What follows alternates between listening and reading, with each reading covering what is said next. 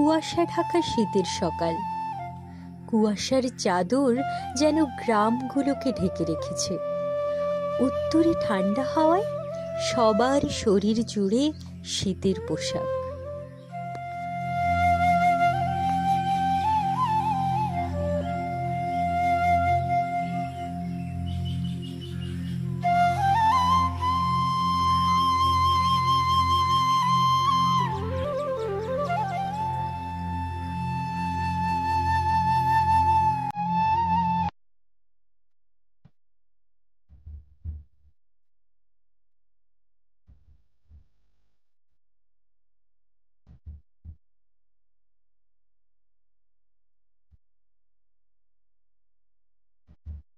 শীতকালের সকাল খুবই মনোরম, কারণ প্রকৃতি থাকে নির্মল, আর তার সাথে অজস্র ফুলের মেলা। শীতলতার কারণে অসুখ বিসুখও খুব কম হয়, তাই শীতকালের গ্রাম খুবই সুন্দর।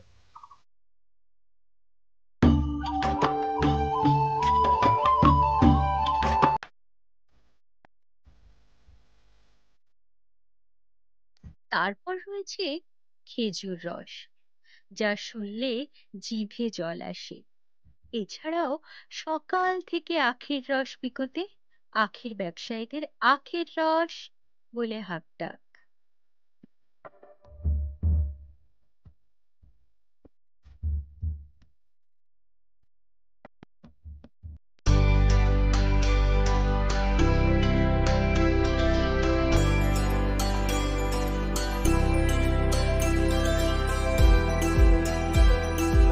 এই ভোরবেলা গ্রামের বাড়িতে বাড়িতে চলে বড়ি দেওয়ার আসর।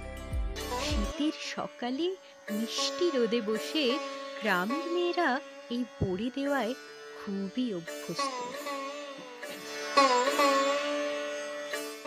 এই বড়ি দেওয়া দেখানোর জন্য আপনাদের নিয়ে এসেছি প্রদীপ মাইতি বাবুর বাড়িতে।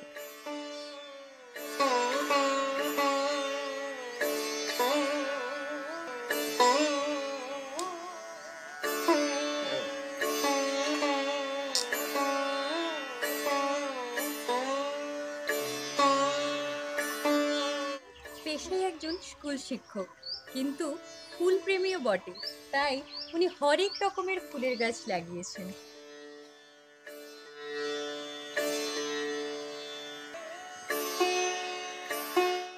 গৃহকর্ত্রী সুতপা কাকিমা বসে সুন্দর নকশা পেতে বড়ি দিয়ে চলেছেন, যা দেখতে খুবই সুন্দর।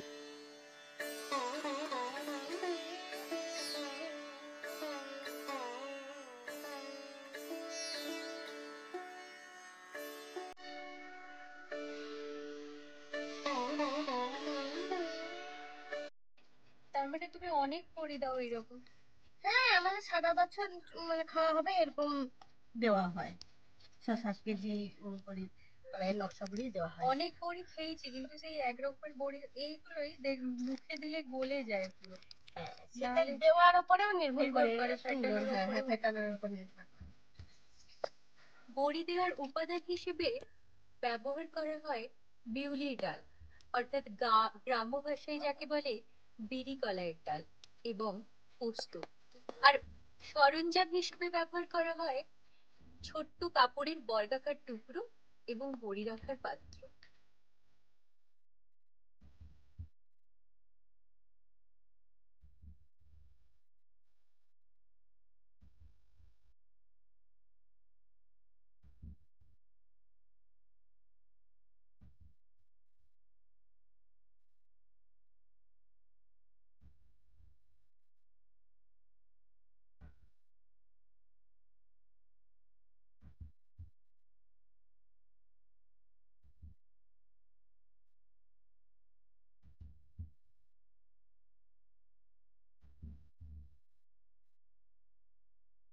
প্রথমে বিড়ির ডাল বা বিউলির ডালকে প্রায় 12 ঘন্টা ভিজিয়ে রাখতে হয়।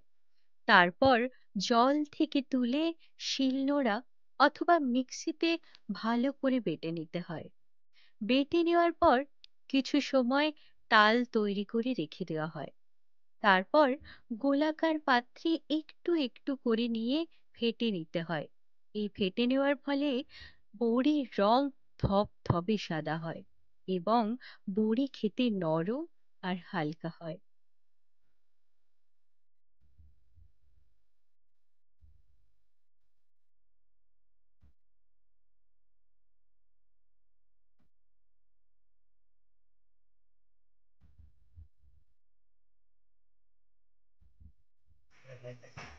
এরপর বড়িগুলিকে হালকা রোদে শুকিয়ে নেওয়ার পালা। বড়িগুলিকে দেখতে সত্যিই গহনার মতো লাগে, তাই চলতি ভাষায় একে গহনা বড়ি বলা হয়।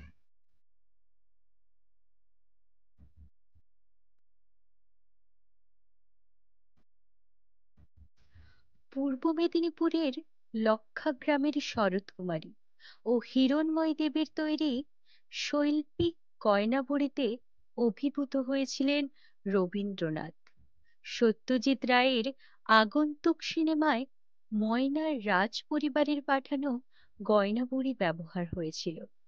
মূলত শীতের সকালে মিষ্টি রোদে বসে বড়ি দেওয়ার মজাই আলাদা। নকশা করে এই বড়ি দেওয়া হয় বলে এই বড়িকে নকশা বড়ি বলে। আবার নকশাগুলো গহনার মতো হয় বলে একে আবার অনেকে গহনা বড়িও বলে থাকে।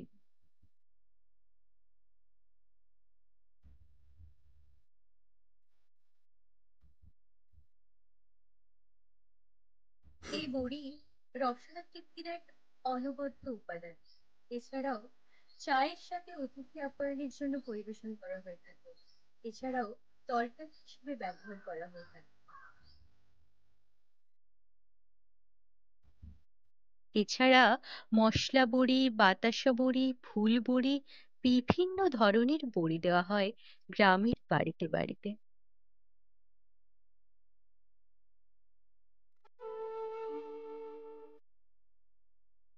এছাড়া ওই বেটে নেওয়া ডালগুলোকে নানান রকম মশলাপাতি মিশিয়ে মশলা বড়ি তৈরি হয়। এই মশলাযুক্ত বড়ি আসলে মশলা বড়ি। এই বড়ি মশলা হিসেবে ব্যবহারে তরকারি খুবই সুস্বাদু হয়।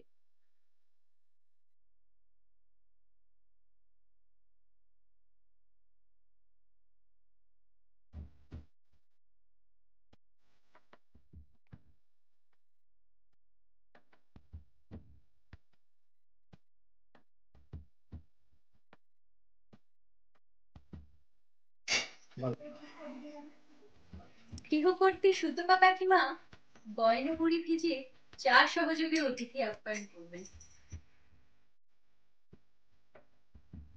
কড়াইয়ে প্রথমে প্রয়োজন মতো সর্ষের তেল নিতে হয়। তেল গরম হয়ে গেলে ধীরে ধীরে বড়িগুলিকে কড়াইতে ছাড়তে হয়। কিছু সময় এর মধ্যে ওই বড়ি সোনালি রং হয়ে গেলে ফুটন্ত তেল থেকে তুলে নিতে হয়।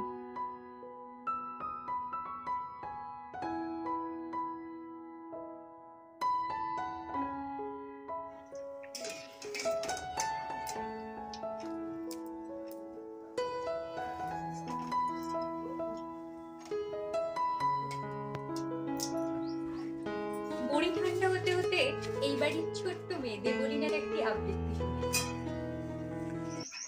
নমস্কার, আজ আমি আমার পিসমশাই লেখা একটা কবিতা বলে শোনাচ্ছি। ফুল। ফুলকে সবাই ভালোবাসে, সবাই বোঝে এ কথাটা। আজ কিন্তু হচ্ছে মনে অন্যরকম একটা কথা। ফুলেরও আছে ভালো লাগা, মনে হচ্ছে এই কথাটাই পাবড়ি মেলে বলছে কথা। শোনার মতো মনটা চাই। নমস্কার।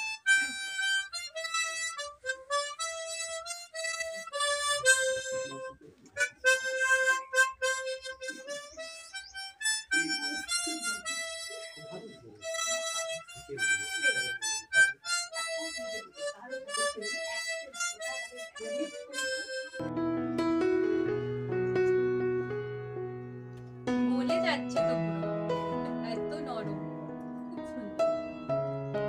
বড়িগুলো এরকমই হয়, নরম, মানে নরমই হয়। একদম গলে যাচ্ছে, খুব সুন্দর হয়েছে। অসীম ধৈর্য, বাঙালির সংস্কৃতি আর বাঙালির রসনা সব মিলিয়ে গ্রাম্য সংস্কৃতির এক অদ্ভুত মেলবন্ধন। কাকিমা আসছি তাহলে। আসবে, আবার আসবে। আসছি রে, হ্যাঁ, আবার কাকু আসবে। আসছি, দাদা আসছি।